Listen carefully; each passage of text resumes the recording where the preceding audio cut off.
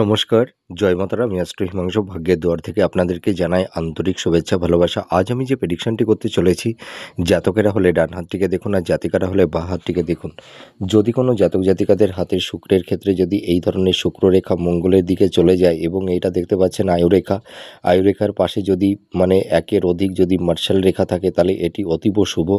এবং হাতের চন্দ্রক্ষেত্র থেকে যদি একটি ভাগ্যরেখা শনির ক্ষেত্র পর্যন্ত চলে যায় এবং রবির স্থান থেকে যদি একটি রবি রেখা এই ভাগ্যরেখার সঙ্গে যুক্ত হয় এবং বৃহস্পতির ক্ষেত্রে যদি এই ধরনের চতুর্ভুজ চিহ্ন বা ত্রিভুজ চিহ্ন, এই দুটি চিহ্নের মধ্যে যে কোনো একটি চিহ্ন যদি থাকে তাহলে দেখুন আমি একটি, দুটি, তিনটি, চারটি, পাঁচটি, এখানে পাঁচটি রেখা আপনাদেরকে দেখালাম। তা আপনাদের এই রেখার সঙ্গে যদি আপনাদের দুটো থেকে তিনটি রেখা যদি মিলে যায় তাহলে আপনারা বুঝবেন আপনারা প্রচুর প্রপার্টি ধন সম্পদের মালিক হতে পারবেন এবং আপনারা নাম যশ প্রতিষ্ঠা প্রাপ্তি লাভ করতে পারবেন।